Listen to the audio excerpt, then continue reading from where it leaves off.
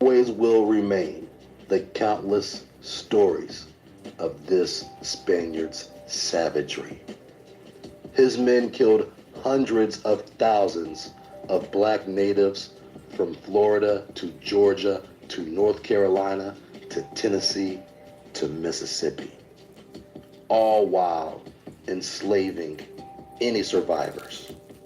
These men, not just in North America, but in South America before, responsible for the plague that wiped out half the population.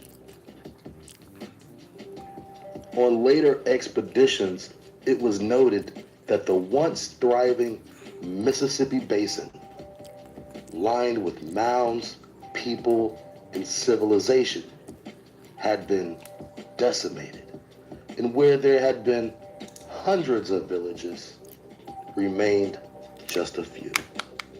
Every legitimate account of the Native Americans prior to 1700 depicted a dark to copper-skinned race of people who dominated the landscape. But after 1800, every single image of an indigenous American changed. But why is that?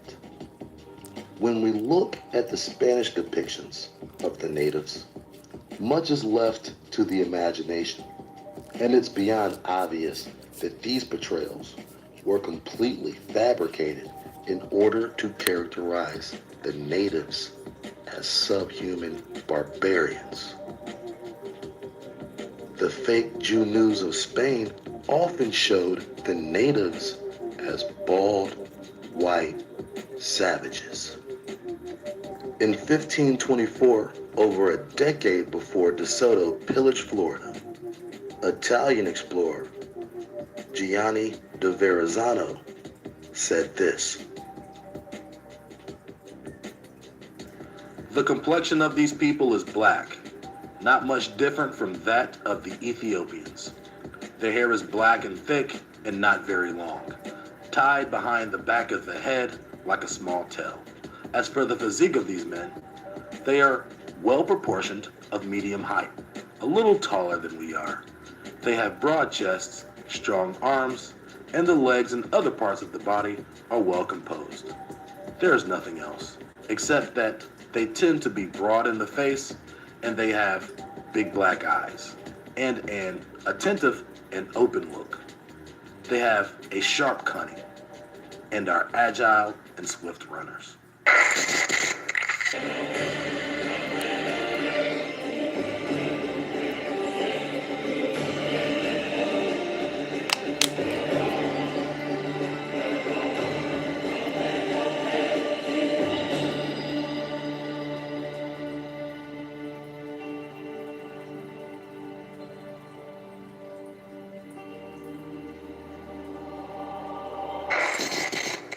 The notable work America by Aldonus Montanus and John Ogilvy is probably the most detailed account produced and illustrated that best describes the New World.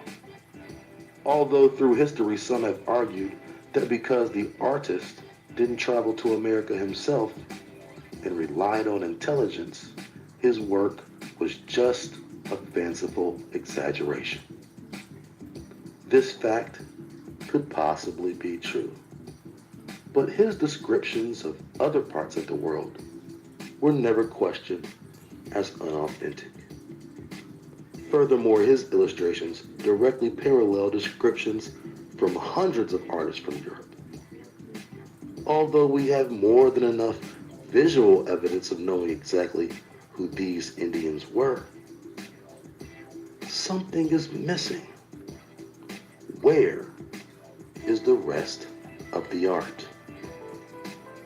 During the time when thousands upon thousands of Europeans traveled to the New World, only a few pictorial accounts remain.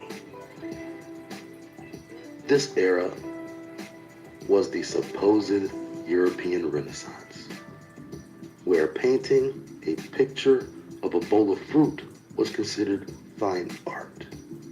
Yet, where one would expect to have tens of thousands of illustrations, we are left with just a few. These Indians completely scrubbed from history.